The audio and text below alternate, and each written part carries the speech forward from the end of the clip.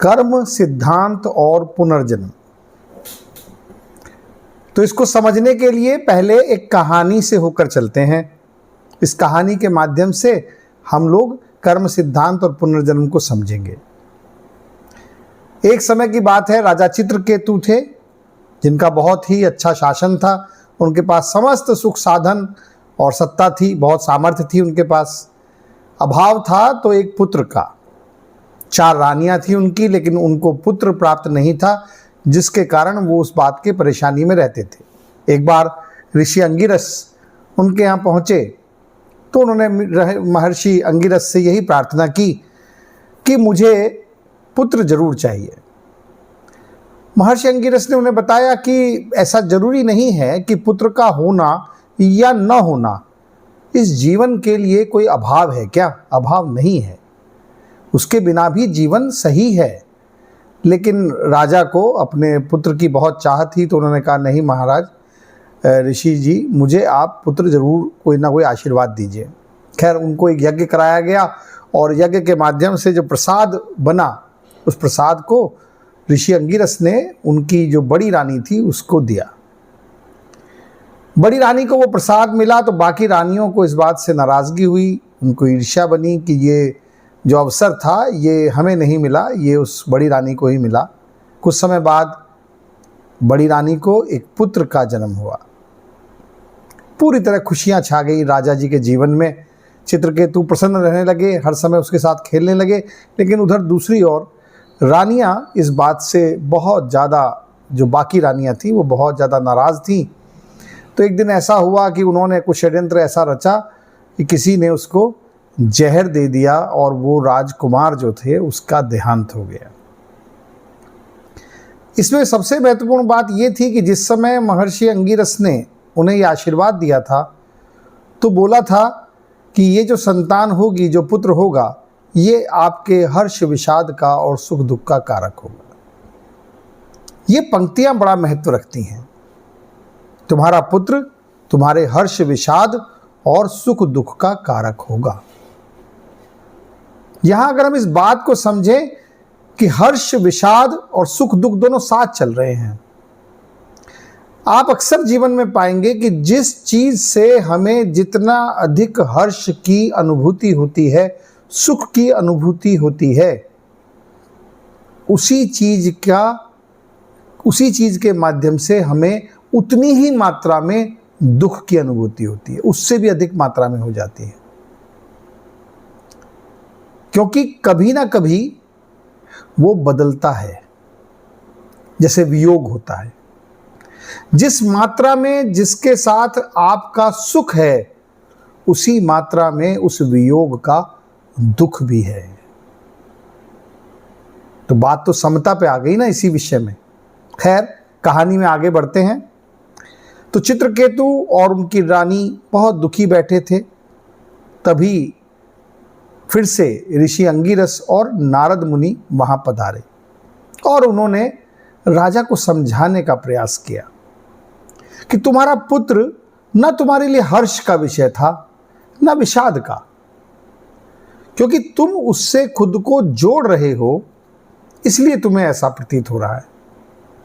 जबकि तुम्हें उससे जोड़ने की आवश्यकता नहीं है, अपने आप को उन चीजों से जोड़ने की आवश्यकता है जो शाश्वत हैं। तुम अपने आसपास स्वयं को उस चीज से जोड़ ले रहे हो जो नष्ट होने वाली है, जो अनित्य है। यह है सबसे महत्वपूर्ण बिंदु। हमारे जीवन के जितने मोह हमारे पास हैं, अगर हम बहुत ध्यान से देखें, वो सभी मोह हम उन चीजों से कर रहे हैं, उन वस्तु, व्यक्ति और परिस्थितियों से कर रहे हैं जो कि नष्ट प्राय हैं, जिन्हें नष्ट होना है। और यही हमारे दुख का कारण बन जाता है। ये बात नारद जी ने भी और अंगिरस ऋषि जी ने भी बहुत समझाने की चेष्टा की, लेकिन जब कोई आदमी विषाद में होता है, दुख में होता है, तो ये ज्ञान के शब्द जो हैं ये भी उसके लिए पीड़ा के शब्द बन जाते हैं। तो उसकी पीड़ा को समझाने के लिए कि भाई अब तुम्हें मैं और आगे की बात समझाता हूँ, तो नारद जी ने वो जो बालक था, उसकी जो जीवात्मा थी, उसका आह्वान किया और उसको बुलाया। उस जीवात्मा के आने पर महाराज जी ने उन्हें कहा कि भाई तुम इस बालक के रूप में इस जीवन में आए थे और यहाँ जो तुम्हारे माता पिता हैं तुम्हारे जाने से वो बहुत दुखी हैं, तो तुम वापस से इस शरीर में प्रवेश करो और इनके दुख का निवारण करो। यहाँ वो जीवात्मा कहती है कि मैं मुनिवर कौन से माता पिता, मैं तो सदा से अपने कर्मों और वासनाओं के माध्यम से उनके प्रभाव में आके विभिन्न योनियों में विचरता रहता हूँ, भटकता रहता हूँ। बार बार मेरे कर्म और मेरी वासनाएं मुझे किसी नई योनि में जीवन देती हैं। हर योनि में न जाने हर योनि में कोई ना कोई माता पिता होते हैं, तो न जाने मेरे जीवन में मेरे कितने माता पिता हुए हैं या आने वाले जीवन में होंगे। आखिर मैं किनको अपना माता पिता समझूं? मेरी जो ये कर्म और वासना की यात्रा है, ये यात्रा तो मुझे जारी रखनी है। इसमें मैं वापस से इन लोगों को अपना माता पिता मान लूं तो इससे मेरी यात्रा का क्या लाभ होगा? मेरा इनके पास आने का कोई आशय नहीं है।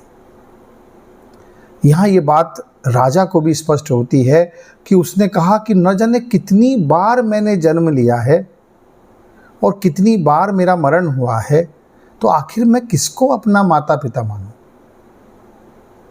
हमें अपना यही संसार जिससे हम आज अनुभव कर रहे हैं, हमारा जीव जिस संसार का अनुभव कर रहा है, हम इसी को पूर्ण मान रहे हैं, इसी की शुरुआत मान रहे हैं, इसी को अंत मान रहे हैं। इसके अलावा जैसे कि कुछ और नहीं है, जबकि ऐसा बिल्कुल नहीं है। यही पुनर्जन्म की व्याख्या यहाँ आती है।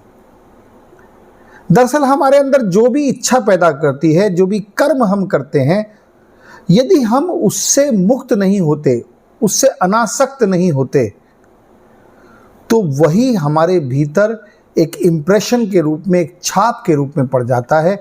इसी छाप को वासना कहा जाता है। और ये जो पड़ी हुई छाप है, ये जो कर्म और कर्म के माध्यम से पड़ी हुई छाप है, यही बार बार हमारे जन्म का कारक बनती है। हर बार कोई अलग योनि, हर बार वो पर किससे आ रहा है? मूल कहाँ है? मूल है वही वासना जो मेरे कर्म और मेरी इच्छाओं से पैदा हो रही है। यानी वासना ही पुनर्जन्म का मूल है। अब वासना का अर्थ यहाँ जैसे आम भाषा में वासना को केवल एक बुरे शब्द के रूप में समझा गया है, यहाँ वासना का जो अर्थ है थोड़ा व्यापक है, थोड़ा बड़ा है। तो बात क्या आता है कि यदि कर्म में और इच्छा में आसक्ति का अभाव हो जाए, यदि उनकी छाप को हम विलीन कर पाएं, तो फिर ये आने जाने का जो संकट है, ये जो योनियों का विचरण है, ये समाप्त हो सकता है। फिर कर्म रुकेगा कैसे? कर्म तो जीवन का भाग है, कर्म तो करते ही हैं हमेशा। कर्म के रुकने का एक ही तरीका है, अनासक्ति। अब कर्म का क्या सिद्धांत हुआ? मेरा अब सवाल आया कि भाग्य क्या करता है? फिर सब तो कहते हैं भाग्य का है, तो बोले भाग्य जिसे आप कह रहे हो, दरअसल प्रारब्ध ही आपका भाग्य है। अब प्रारब्ध क्या है? जो भूतकाल में मेरे कर्म थे, जो आज फलित हो रहे हैं, वह मेरा प्रारब्ध है, वही मेरा आज है। और जो मेरा आज है वो कल फलित होगा, वह मेरा आगामी जीवन होने वाला है। यानी मेरा हर कर्म केवल आज नहीं बना रहा। आज जो मैं कर्म, आज जो मेरे समक्ष है, वो मेरे कल के कर्मों का फल है, और जो आज मैं कर रहा हूं उससे मेरे भविष्य के कर्म बनने वाले हैं। यानी यहां ये कहा जा सकता है कि हम अपने भाग्य को बदल सकते हैं यदि कर्म पर हमारा ध्यान जाए, यदि कर्म के प्रति हमारे भाव में, कर्म के प्रति हमारी आसक्ति के विषय में हम समझ पाएं, ये सजगता हमारे अंदर आए कि हमें किस प्रकार इस जीवन को जीना है। इसीलिए जीवन मृत्यु ये सब एक चरणबद्ध तरीके से चलता रहता है, और हम सब इसी कर्म और वासना की योनियों के माध्यम से घूमते रहते हैं, विभिन्न योनियों में घूमते रहते हैं।